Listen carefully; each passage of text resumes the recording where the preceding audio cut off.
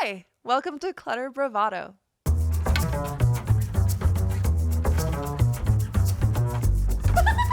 Yes, and it's the energy. It's not just about the stuff. So we should probably just get into it, right? Let's go.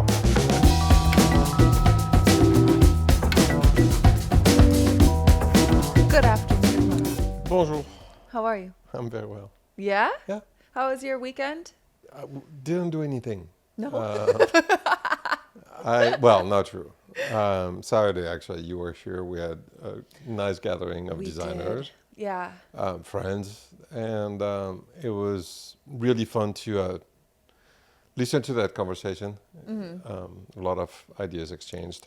There were. That was probably, sometimes when you have a dinner party, you'll have a million designers in the room. So it's, or 10 or whatever. Right. But it'll be 10 designers and nobody's talking about design at all. And I felt like this time everyone was talking about design for like most of it. Obviously it veered off into It did. some, yeah. But for a while, like there was a lot that I picked up in there. And also I love that our friend Ron Woodson was there, I know. and he talked a lot about Tim Campbell, who I never got a chance to meet, but that I'm really fascinated by his work, and just everyone was sort of sharing stories about him, and it was really lovely. It was just a lovely gathering of people. And we had one firefighter who was just fascinating to talk to. Yes. Yes. And that was the one person that was not in the industry. We'll occasionally have an oddball out, somebody who's like not. Add a little bit Yeah. of, we learned something. We have a little flavor in there. So there was that, and then the rest of the weekend was spent recuperating. However, you, my friend. Don't get me wrong. I did take plenty of time to rest, but that's because I ran 12 miles. I ran 12 miles on Sunday morning. That's insane. Isn't it? It is. I've never done that. I've been increasing my long runs by 1 mile every week. I skipped 11 because I was like, I'll be fine. I went from 10 and then took an entire week off from running. I think I ran 3 miles in a week. I did none. And then on Sunday, all right, 12 miles it is. And my run club, it's really funny because my run club, we started off as like, I think 8 of us. And slowly but surely, every Sunday, like someone else will fall off and someone fall off. And so the last 2 that I've done has just been me and one other girl. And she's so much faster than me too. So it's really kind of like running on your own. But I've kind of figured out the things that really work for me. And that I've done 12. In 2 weeks when I have to run my half marathon, I think I'm going to be able to do it. So your training schedule was done by? Okay. Come on. I used a combination of what so the woman who got me involved in the half marathon, her name is Teresa. She's a very dear friend of mine, and she runs marathons all the time. So, and she's run 2 marathons in the training of this half marathon. Half marathon. And so she had some input. I took some input from her, and I used ChatGPT. Now, okay. Okay. So the first time that I used ChatGPT was for the purpose of coming up with this training program. There was someone else that was in my group that had recommended it. And so I know I talk a lot about AI on this podcast, and I think that I want to be transparent where I used it and am using it for my training program, and it is working. I'm following the training program. I was able to run for 12 miles. I haven't been injured, knock on wood. I'm like taking very good care of myself. I'm cross training. I'm, making sure I'm like eating the right things, fueling up before my runs and everything. And it's working. I find it fascinating. So yes. But I'm not the only one of us that has been dabbling in using ChatGPT. Well, you're all talking about it way too much. Okay, we have been talking about it a lot, but So I because went it was on it, and you did. Yes, I did, and it's really interesting. I was in San Francisco when the internet became mainstream, and I did not really think about it. I did not foresee the future. I'm not the only one, but my regret is not having even thought about it. I was like, it's a tool, but I go on with my life. And it was 93, 94, 95 when really the birth of what we know now as the internet. And with AI, I'd like to try to think about what impact it's going to have on our life and understand it a little bit more. And so it's interesting to look at it that way. It's also interesting that, I have done a few things on it and it did help. It was fast. It was kind of neat to use. I mean, obviously I'm a novice and there's a lot to learn, but it's, look, good, bad, indifferent, I have no idea. Yeah. I don't know what the future holds. We might be starting the Terminator movie and Very possible. That's and all. it's possible. I mean, Yeah. I don't know, and unfortunately, I'm afraid that a lot of people don't know. We could be playing with fire, or we could be, at the start of a new non-human civilization. Oh no, we're going too far. That's going to stress me out if I think about that too much. Okay. So what I will nevertheless, say, yeah, it's great for your training. it's great for my training. It's been great with, helping to organize like my schedule and how I'm doing some like time blocking when it comes to working on the podcast.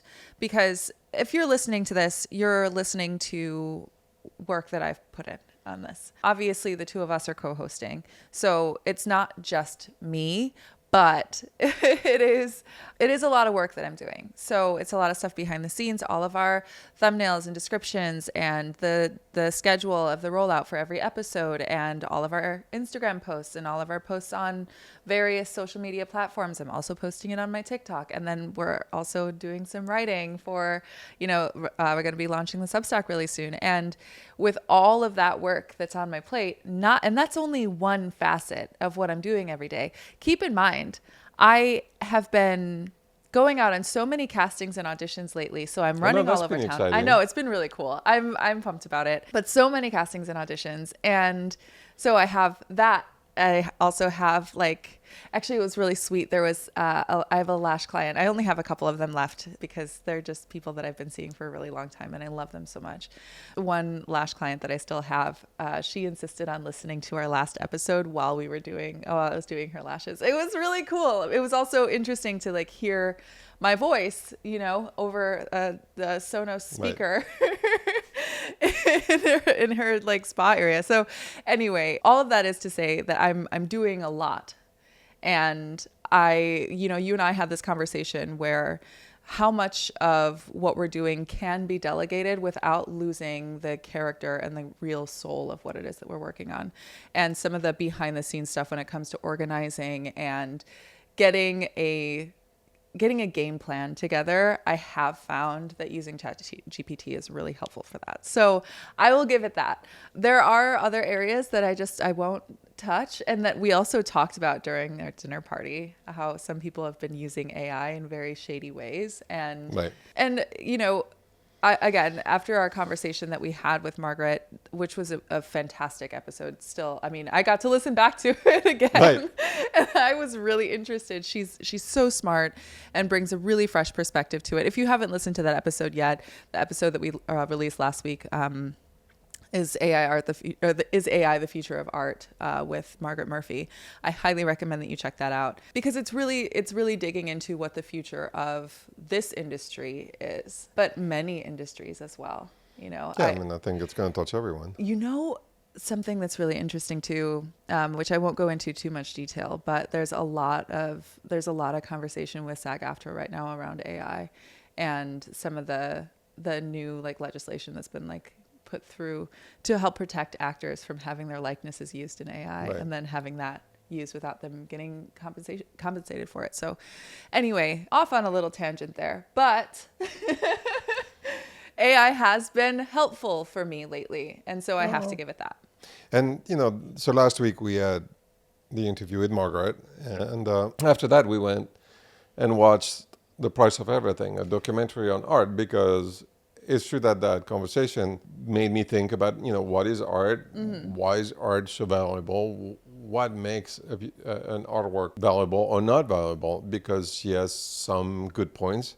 And that documentary was on Apple TV. I think so, yeah. Was really fascinating too. Not about AI, but about, not mainstream, but, high-end art and based mostly on the spring art auction at auction. But it was great.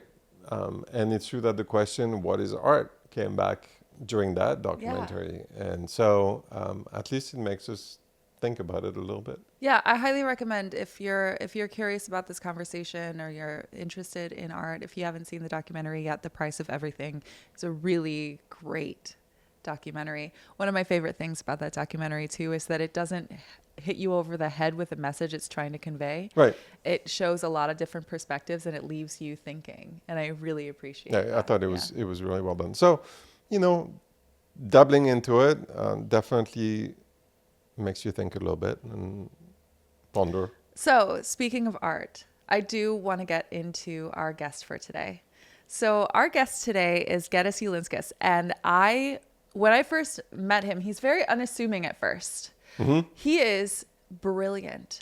He's so smart and he is so incredibly creative.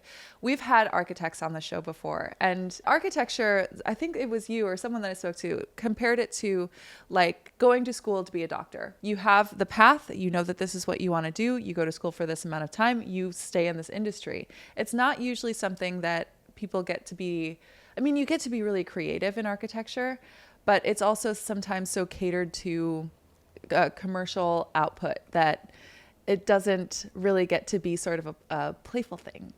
And what I love about Geddes is that he allows himself to get so playful in architecture, not just in what he's creating, but how he's creating it. I loved that he talked about on his desk at home how he has molding clay. Yeah. And he has his watercolors. And we'll be making a post this week featuring some of his drawings because he's known for using watercolor to add life to his architectural drawings. And I find his perspective to be really, really refreshing and something that is a little unexpected from him. Yeah, there was a lot of soul too in his Yeah. in the conversation and the way he approaches architecture. So, and he's very involved in the community. Obviously involved with Jamie Rummerfield in the rebuild of the Palisades. Mm-hmm. He's our second architect only, I think, on that podcast. I thought it was our third. Didn't we have another one? I can't. But nevertheless, he may have been the second, actually. We'll have many more. I think we definitely will have more. We have Chris Quartz coming on soon. I love those conversations because it's a little different than just interior design. It's obviously so integrated, but it was fun to learn and see his perspective and how he approaches the relationship with designers, how he approaches the relationship with his clients, and how much he puts of his personality in the job. So I can't wait to hear it again because when we do the interview, you're so focused in the conversation and also like what you're gonna say. Exactly. It takes me a while. So yeah. Should we get to it? Let's go.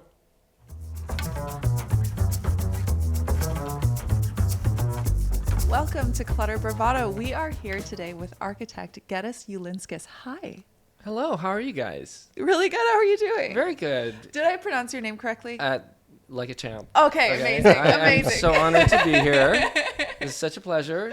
Love talking to you guys. Oh my gosh, I'm so happy to have you here. So I want to talk a little bit about your trajectory and how you ended up being in LA. So you're initially from the Bay Area? That's correct. Okay. All right. So talk to me about what that process looked like to decide that you wanted to move from San Francisco to Los Angeles.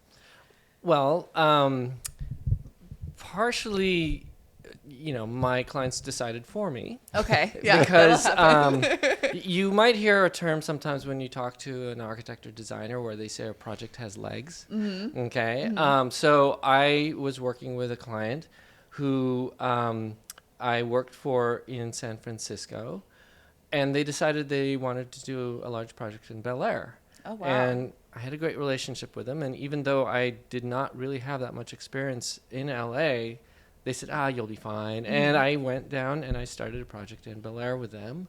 And that project actually I started in 2015. Okay. And it's still under construction. No. So it's been a labor of love. Yeah. It's been a real commitment. Okay. But we're very excited about it because it's looking gorgeous. But then around 2020, I had another client who I'd worked for a long time in LA buy a large property in Holmby Hills. Mm-hmm.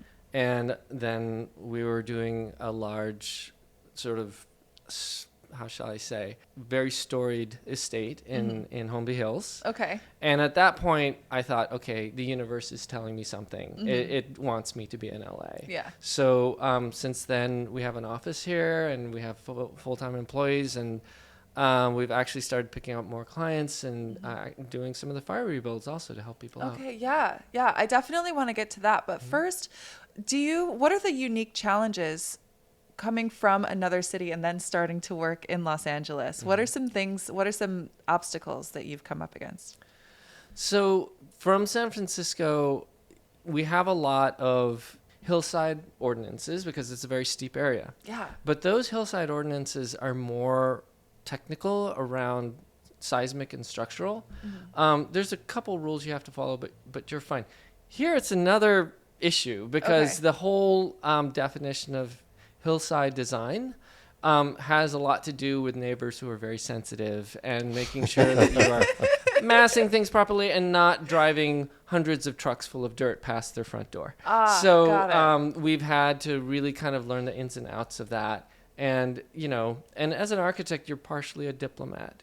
You're partially somebody who negotiates with all the neighbors and makes sure that, you all get along by the time the house is done and it's beautiful. So yeah, getting into architecture and how you landed in that space in the first place. I'm really curious why somebody chooses architecture when they are also a very creative person and like wanting to play with things, because I feel like it's really precise, but it's kind of allowing yourself to be creative while using precision as your tool. Would you agree? Very well put. So I, as growing up as a kid, really gravitated a lot more towards art. I liked painting a lot. I liked doing sculpture, and my favorite medium was watercolor. And you talk about being precise. Watercolor is a very unpredictable medium. It has a mind of its own, and so I really gravitated towards working with that as I was exploring my own kind of artistic expression. But at some point in high school, I was encouraged to go for an art scholarship to an art school in New York. And reluctantly, I won a full scholarship to go study architecture. So here I am. So there you are.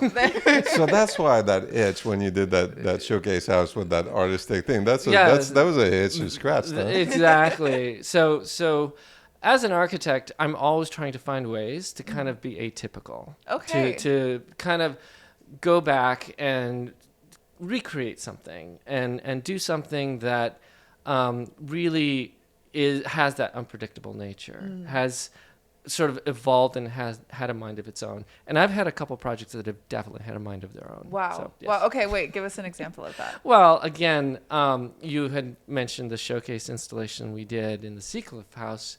That was for the San Francisco Design Showcase That was 2 years ago? 2 years ago for the San Francisco Design Showcase. We originally proposed that light sculpture in a previous showcase that got canceled.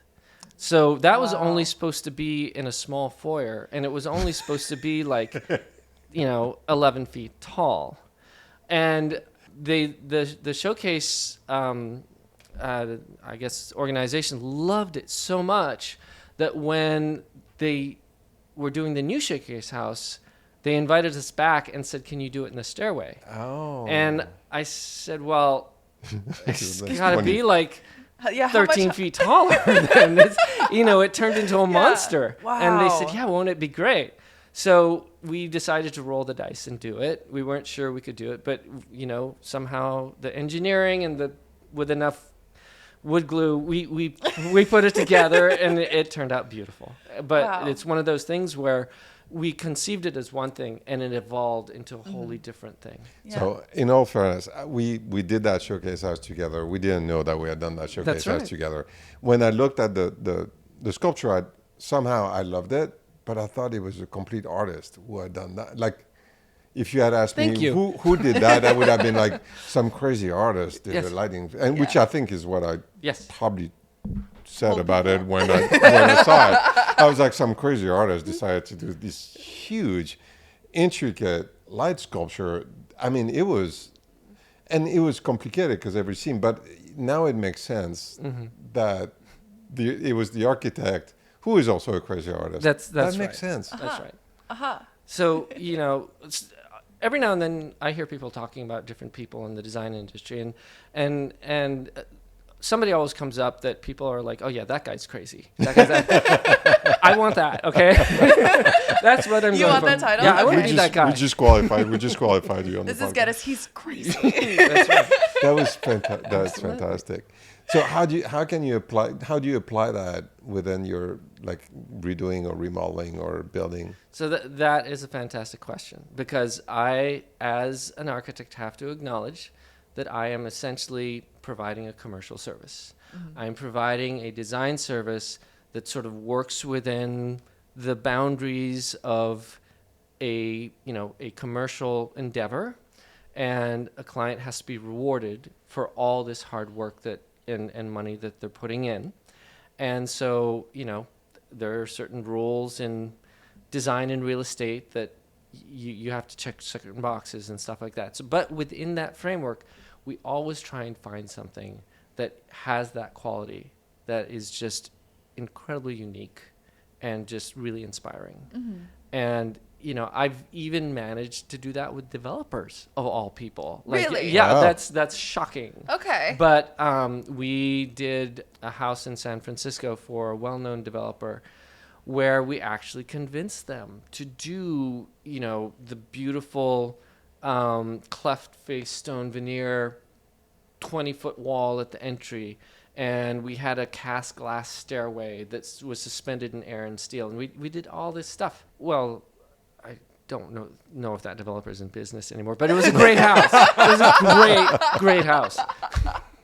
I mean, there's that part. Yeah. As an architect, and especially as such a creative one, what are your thoughts in LA with a lot of the like new builds that are going up these days? And do you have any like opinions, or is this something that you're just like, well, they're gonna do what they do, and I'll do what I do? So there's definitely I see sort of two worlds in LA, and if we're talking the residential market, Yes, residential. I see one world which is the more commercial realm, where you have developers running around building these spec homes in the hills, and they're just big white boxes with lots of glass.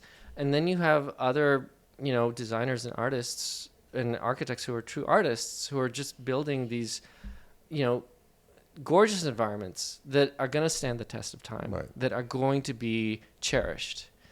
And so all I can hope is that more people with the resources go more towards that side. They go more towards the thoughtful approach rather than sort of, the more commercial knee-jerk reaction to how can we get as much, square footage with as much ceiling height as we can with as much glass as we can. That the consideration is, how do we find what is really special about this place, and how do we create poetry within that? Creating poetry with a home. You're speaking my language. I love it. I love it. Also, when you walked in here, one of the first things that you were sort of like pointing out was the molding, and how there are a lot of beautiful details in this space at the Talmadge. And then also the building across the street, which you're also sort of pointing out that you can see through the window. And so is that something that you also are trying to put into your spaces, or do you tend to veer more modern? It's a combination. Okay. So, you'd given me a prompt for some questions at the end. I'm going to jump to one of them now, which is you'd asked me, what do I always notice when I walk into a new space? And it's going to sound a little funny, but what I always look for when I walk into a new space is that somebody has left a piece of themselves there. So let me explain what I mean by that. There's a lot of building and a lot of construction and design that comes off as rather transactional.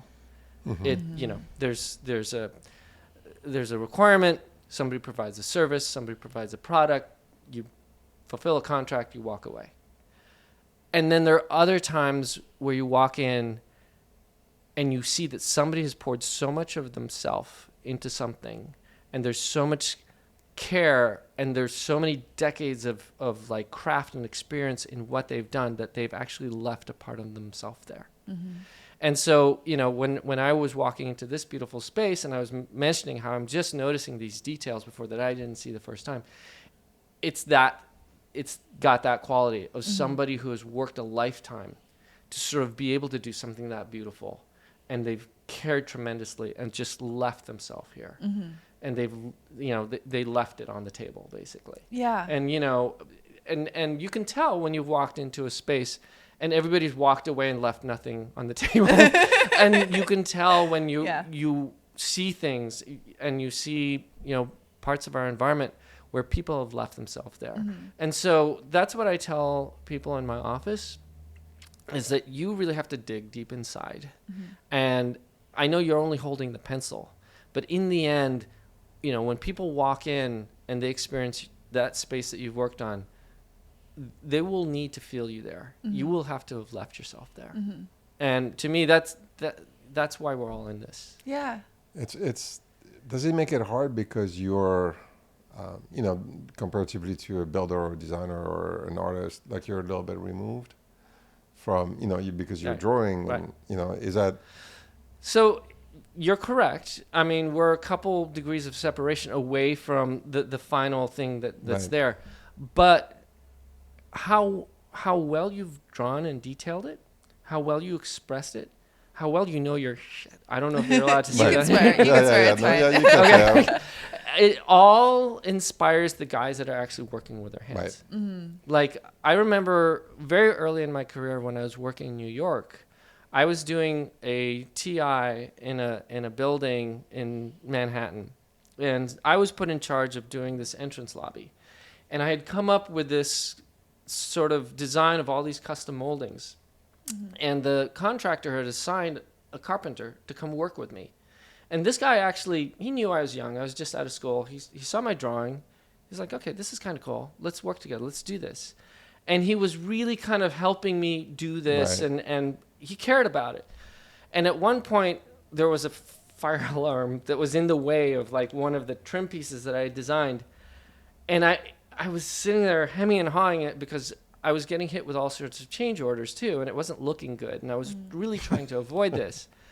And he could see that I was like really nervous about it. And I could tell the look he gave me is, are you going to fight for your design? And in that moment, I didn't. I asked him to move the trim because I was scared of the change order. And he just shook his head and he walked away from me. And I was like, no, don't go. Yeah. So you have to realize when people are behind you and invested in you, in that vision, you have to be there 100% yourself. You have to really provide that leadership, and you have to show people that it matters. So, I mean, that was a lesson that I learned very, very Very early on. Yeah. Yeah. A big one too. It's like, Exactly. what? Yeah. Yeah. I love hearing the amount of passion that you have in what you do. You really care about it. And we've had a couple of other architects on here too. We've been really lucky that are like also really passionate about it and don't just see it as creating something that is just the commercial side of it, you know? And it feels like you also are, like you said, you're putting a little bit of yourself into everything that you're creating too. So I'm curious how it works with collaborating with interior designers. So you are also doing some interior design now too. Am I correct on that? Well, there's some projects where clients want us to do architectural interiors. Yes. So yes, we can detail interior finishes and trim and all that kind of stuff. But we always enjoy collaborating with designers on furnishings and objects and stuff like that, because there are so many talented designers that we love working with. And we love that sort of synergy of us coming together and really sort of, creating a terrific space. Yeah. So what does that process look like when you are working with a designer? How do you, I've asked a lot of other people this too, like how do you work with another person? What is the first thing that you are meeting them with? And how are you starting that conversation? Well, it starts with the client. I mean, we've both met this Yes. client. Yeah. We've both kind of gotten a sense for who this person is, what their aspirations are, what design means to them, what home means to them. And then that conversation then turns into a conversation between the designer and me. Mm-hmm. And then we sort of explore those notions, you know, of home and what that sense of, you know, of welcome feels like, and how they want to welcome others. And then that eventually starts translating into things like proportions and form and color and light. And to me, that's the real magic of it, is that you could take something as abstract as somebody's life experience, somebody's love for place, somebody's sort of preference for, you know, looking this direction in the morning and sort of experiencing this part in the evening. And you can transform all that into proportions and composition and color and texture. That's a magical thing. Yeah. Are there some designers that you've worked with when you start a project that you're like, oh, I feel like we're speaking a different language? And how do you navigate that? Well, you know, that has happened a couple times, but in cases like this, if you really respect that designer, like eventually you find that common ground. You find that common ground. You find that connection, and you're better for it because you've learned something, you know? And I've worked with designers who I'm glad have really sort of pushed me outside my comfort zone. And really, that's the best thing you could ever have somebody do for you, is to have them push you outside your comfort zone. And in fact, I was on a conference with a client recently. It's one of the fire rebuilds we're doing in the Palisades. And, you know, we were doing sort of a Spanish revival, beautiful home for them. So we had a lot of the traditional Spanish revival details, and we were showing schemes where we were evolving it. We had 2 or 3 different options, and the first one was just classically beautiful. It just had, you know, full Roman arches and just very, very well proportioned, detailed openings and everything. And then we started to introduce some more sort of more historical, maybe like Moorish Spanish detailing into it, which made it a little bit more sort of specialized and having a bit more of a historical rooting to it. Right. And then we started going sort of more Alhambra-like. And at some point, the client was like, stop, you're really way out there. And I said, that's my job, is to go as far out, a little further past as I can. Yeah. And your job is to tell me when to stop. Yeah. So we've done what we need to do here. Perfect. So yeah, exactly. And I'm all for people really sort of not being afraid to explore and just pushing outside your comfort zone, because you could always sort of, you know, sort of explore that territory and then pull back to what feels right for you. Right. Yeah. I guess it is easier to like pare back in that, where it's like, okay, but if you get to have the imagination to push it a little bit further. I love that. Exactly. Yeah. So I have a question that's almost like more my curiosity or my ignorance maybe. We've gone to a couple of houses where the dining room sits more or less 6 people on a good day, 8 maybe if you squeeze it, and the kitchen is an industrial kitchen that could literally feed a whole restaurant. And I'm having a tough time having this huge kitchen and this tiny dining room. It's something that so how do you feel about that? Because it's something that I've come up a couple of times lately, and I'm like, this is strange. Are we? Yeah, proportions. I feel our culture is evolving to a point where the dining room in some people's mind is becoming sort of anachronism. Right. Really? People are just sort of into this informal lifestyle where everybody does hang out in the kitchen and everybody just snacks and eats or whatever. And the days of getting dressed up nicely, everybody seating and having table manners and all that kind of stuff, it's gone. Gone. I'm afraid the age of deference has passed. Again. No. Yeah, no. Obviously. It's funny because I've noticed it, and I was like, I have had clients actually ask me, do we still need a dining room? Is that really a thing? And it is, It is sad because when I was growing up as a kid, everybody having dinner together at night, my father insisted that happen always. That it was like the number one rule in the house was you were home for dinner, and we all sat together and we had dinner. We didn't have that many guests and we didn't have that many parties, but for our family it was important.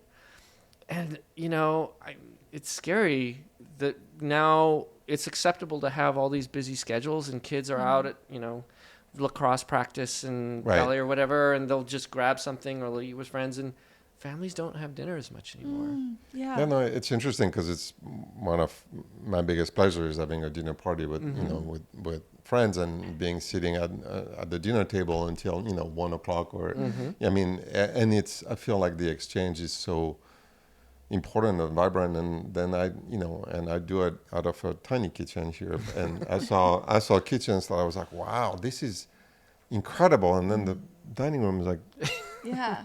but it's for 8. That's a very good point. And again, it's the market.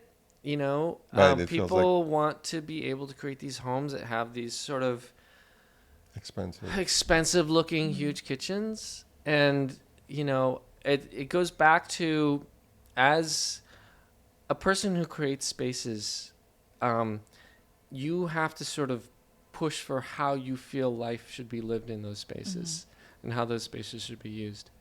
And for a while, like as an architect, the market is telling me that I should be creating these, big white homes with 11-foot tall ceilings and giant sliding glass Fleetwood doors, and that's it. That's my purpose in life, and I'm done, and I'm good. And at some point, you got to say to yourself, okay, if that's my mission, if that's what assigned to me, I got to go make some mischief. Okay, I'm going to go out and cause trouble, because that's not good. Yeah.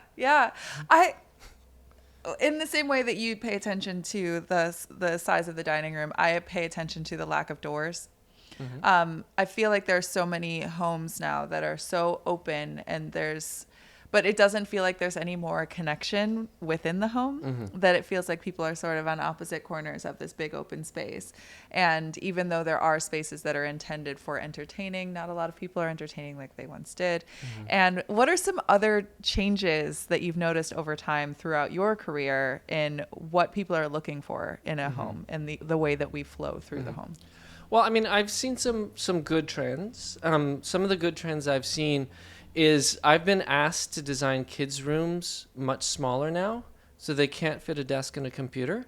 Oh. And parents are asking me to do homework rooms, sort of a common homework room at the bedroom level, so that all the kids have to be sort of out together, and everybody, if you're online, like you're in a public area, and which is great, because the truth is people are starting to realize now that there's some dark places in the internet, and you can't always watch your kids.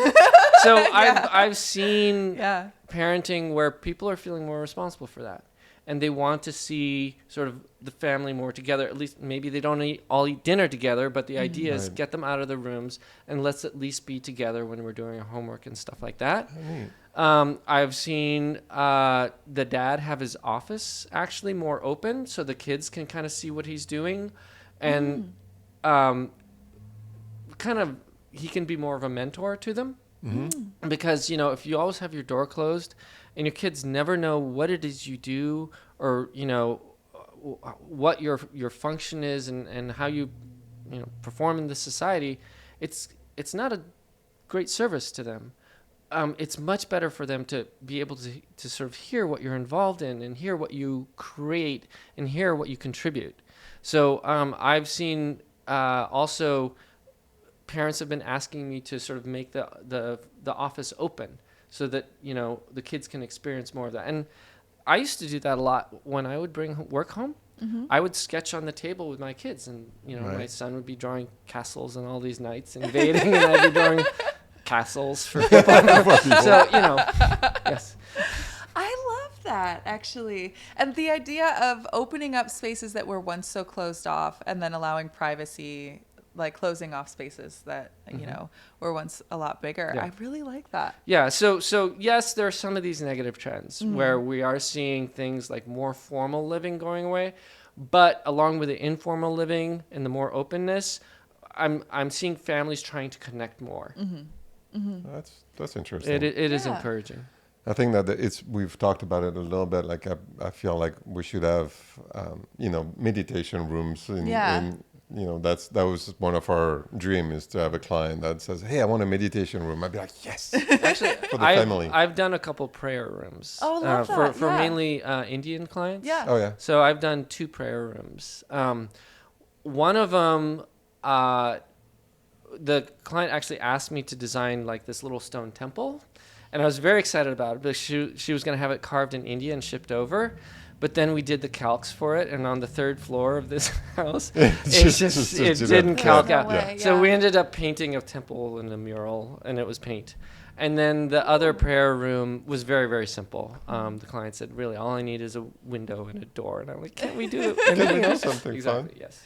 Yeah, I have a client right now who's in a very small space, but she like chants and has a prayer area, and so like creating that like little nook for her was like really special thing. Yeah. And there are ways that you can modify somebody's space for their specific style of living, which I think that's why you want to hire a good architect. Yes. You know, that's Yeah. that's really what the whole point of that is. So so you're working in the Palisades a bit. Yes, Yes. that's How correct. is that going? We are really inspired by the clients we're working with.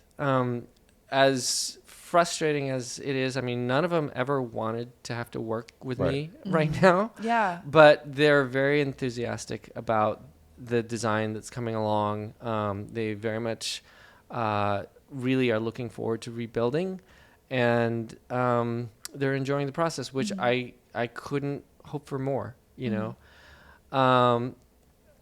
I think that so far it's been very good in that the community has put out a lot of really great information and has been very good at helping people.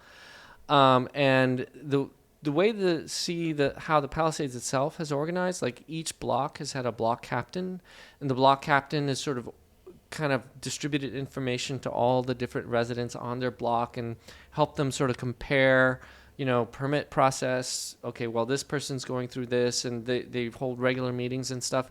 And that's really inspiring to see. Yeah. Wow. So That the is community- really, the community coming together. And are you able to do, in that redesigning and rebuilding, are you able to be creative?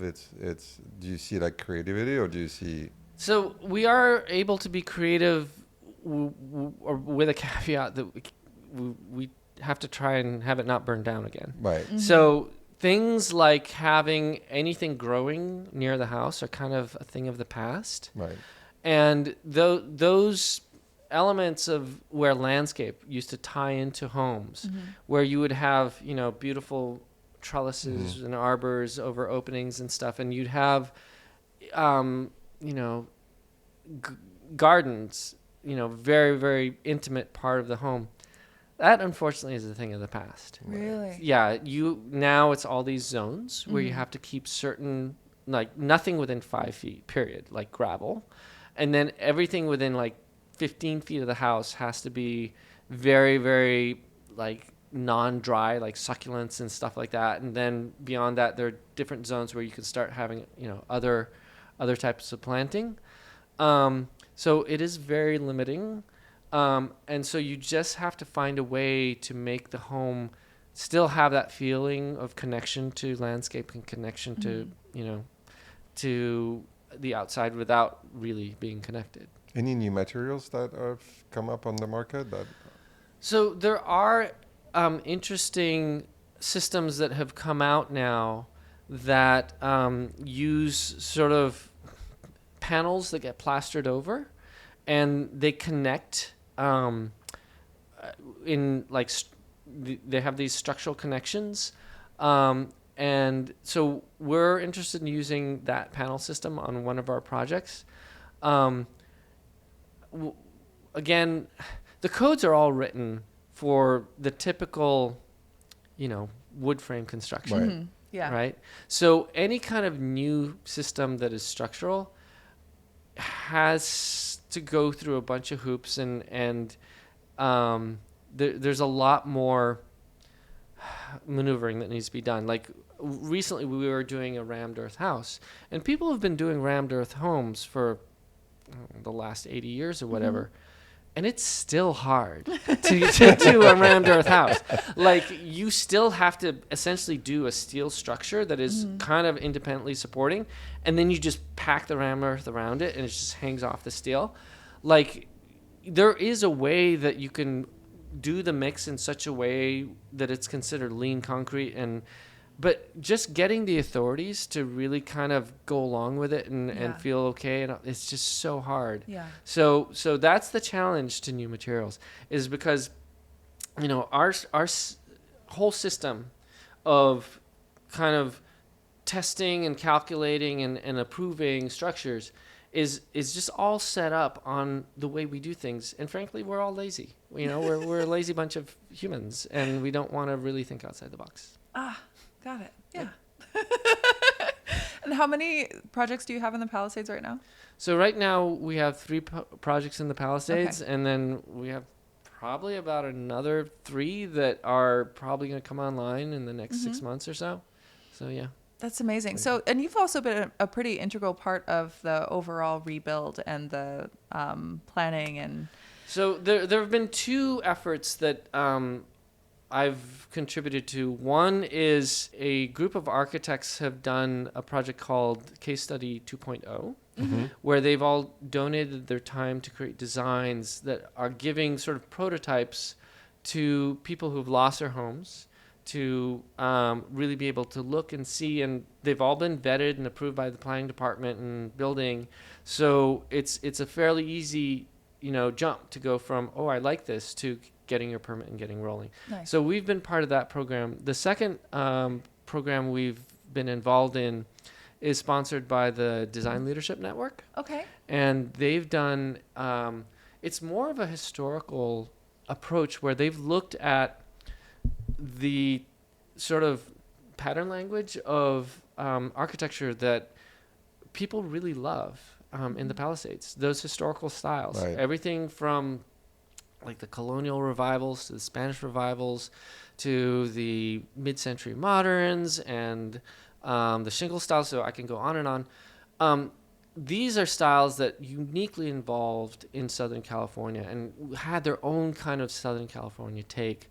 And so before even putting paper to pencil, pencil to paper,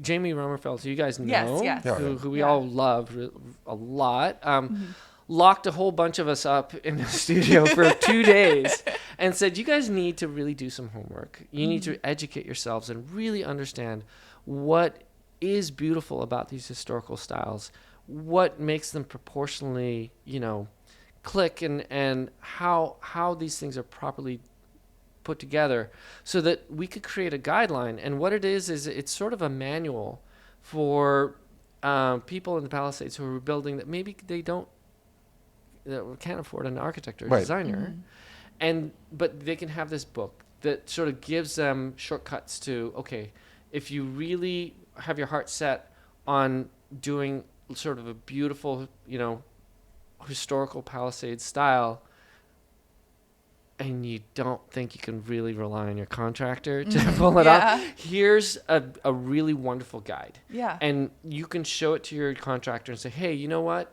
Why don't we do this? Because this is all kind of figured out. This is all laid out. This all has precedent. And it looks beautiful.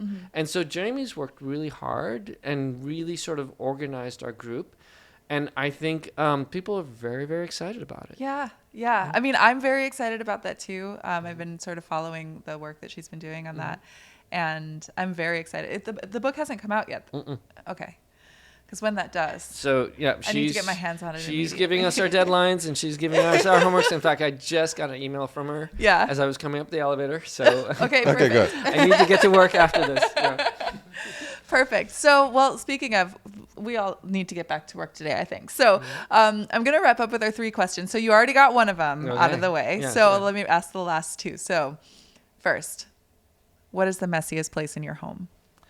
So by far the messiest place in my home is my desk. Okay. So if you look at my desk, it doesn't look like an architect's desk.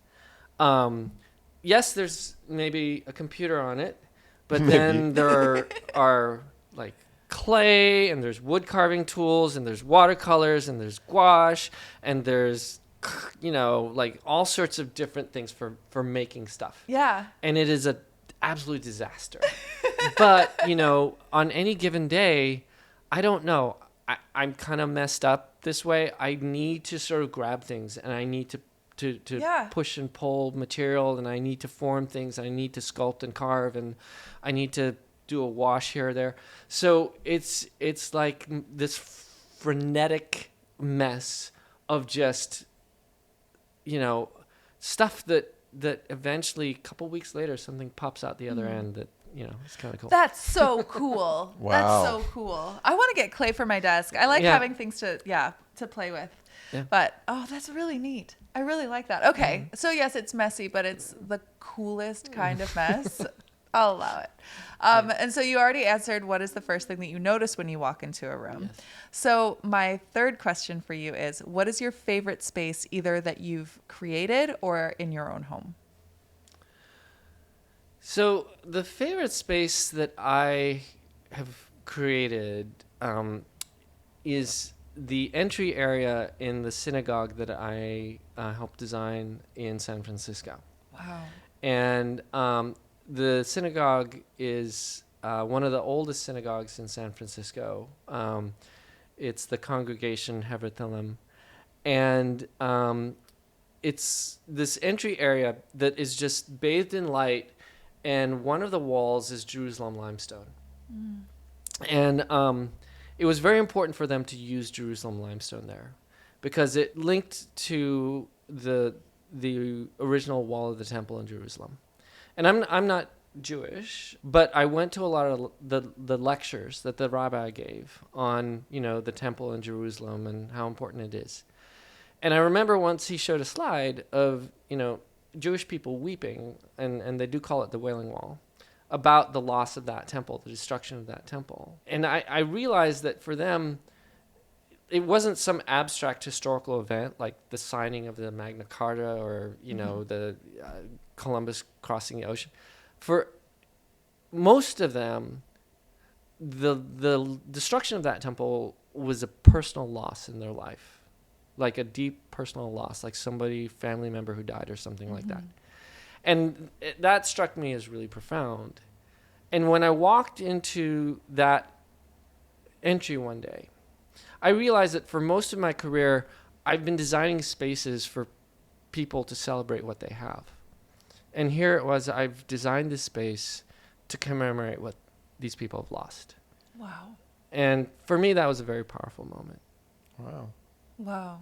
Wow. It is such a pleasure to sit down and talk to you today because you, and I've said it before, you are so passionate, but you have such a deep well of love for what you do and also for the people that you work with. And I think that is something that ought to be celebrated. And so we're celebrating you. Thank you.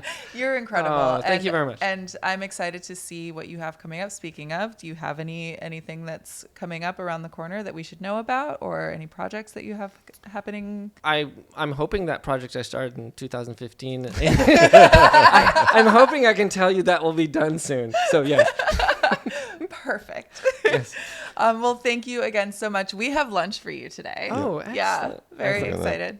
We'll share a meal, but thank you again Thank you so very much. Okay, well, thank both of you. I appreciate it. It's been an honor. Okay. Okay.